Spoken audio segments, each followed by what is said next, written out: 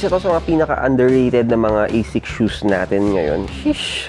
Ganda! Ito yung sapatos na literal na mamahalin mo hanggang dulo. Nag-stand out din to. Kahit panlaspagan mo yung sapatos na to. Ang angas nito. Hindi naman bubutas ng bulsa mo. Pero the looks of it, grabe. Ang angas. Sabi nyo, tayo mga vegetarian shoes ngayon as low as 2,200 pesos lang. So, murang-mura to guys ha. Actually, mga gusto ko sa mga ganitong sapatos, very safe lang din tayo. This one guys, mga Nikes and ASICS tayo na mga sapatos. Simulan natin dito guys. This is the Killshot 2 ni Nike. Ganda ng ganitong colorway natin. So, sa ganitong colorway natin guys, very safe na tayo dito kasi white lang tayo. Tapos, navy natin. Tapos, gum sole pa tayo. Alam niyo naman yung mga ganitong shoes natin. Ito yung mga classic shoes na lahat babagayan. Kahit pang shorts and even pang pants. Ang SRP ito nasa around 5,200. So, more than 50% off tayo. Tapos, meron din tayong ganito. Killshot 2 rin tayo, yung leather natin. This one is yung soft pearl naman natin. So, mapapansin nyo naman, parang cream naman tayo. Tapos, pastel tayo na parang blue ba to? Or light blue tayo na pastel color, which is very nice. Nandun pa rin tayo sa spectrum na malinis at paparesan lahat. So, very safe tayo sa colorway na ganyan. And this one is the Ebernon Low natin, yung width natin. This one, 2,195 pesos na lang tayo sa mga ganito natin. 2,195 na lang tayo. Alala ko yung mga nauso yung mga ganitong shoes dati, pero very safe din tayo sa mga ganitong colorway natin.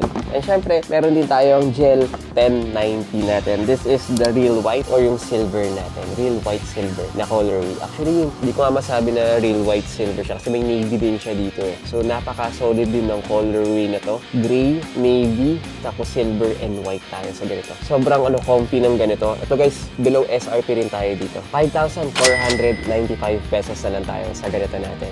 Tara, on-fit muna natin. Okay, kung naghahanap ka ng mga vegetarian shoes na lahat papagayan, tapos yung smart casual, pwede rin. Tapos yung malinis tignan na okay sa lahat, ito yung kukunin mo na. So this one, kapag in-on-fit natin siya, ganito siya kalinis guys. And ang gusto ko dito, syempre, yung material natin. Leather yung material natin dito. So kung matatapakan ka man dyan, pupunasan mo lang. Hindi natatatak yun. Malilinis na agad. Pero maganda sa lahat, syempre yung vegetarian na presyo natin dito, 2,695 pesos.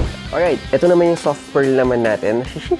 Natutuwa ako sa mga itong colorway natin. Cream tayo dito guys ha. So, malinis din siya guys. May ibang touch din siya. Nag-stand out din to. Ibang-iba to. Malinis din naman siya. Ang gusto ko naman dito, syempre, leather pa rin naman tayo. And kahit na madumihan to, madali lang tong linisin. And kahit na sobrang mag-age na yung itsura nito, parang magiging gray lang yung itsura niyan. Ito yung sapatos na literal na mamahalin mo hanggang dulo kasi it grows with you. Kasi habang tumatagal, lalong gumaganda siya. Lalo na kapag dumudumi, mas lalong nagiging grayish yung sapatos na to. Kaya okay na okay. Alright, this is the Ebernon Low natin na width naman.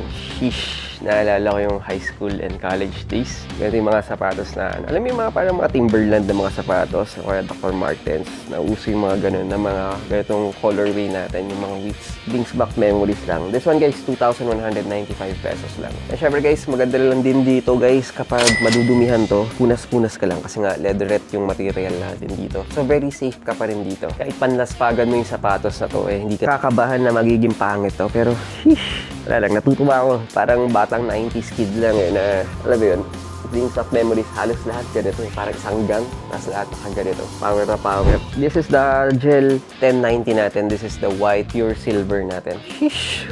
Ganda! Actually, ang angas nito. Gusto ko yung mga ganitong colorway lang. Ako never a fan of white kasi medyo, medyo madumi akong tao eh. Ayoko yung masyadong nadudumihan. Ako pa naman, rugged look pa naman ako lagi. Yung cowboy na kahit saan na, alam mo yun, careless ako minsan eh. Kaya madalas madudumihan ako lagi. Kaya nga gusto ko rin yung black kasi hindi masyadong madumi tignan. Pero this one guys, malinis to kasi hindi ako fan ng white na white. Pero yung color combination natin ng silver, gray, white, tapos konting black na lining lang. Napakalinis nito. Isa to sa mga pinaka-underrated na mga ASICS shoes natin ngayon kasi kadalasan gusto nila yung mga high-ends eh. Pero ito guys, hindi naman bubutas ng bulsa mo. Pero the looks of it, grabe, ang angas. So then guys, so that's our 2 cents for today. God is good all the time. See you on the next one. Cheers!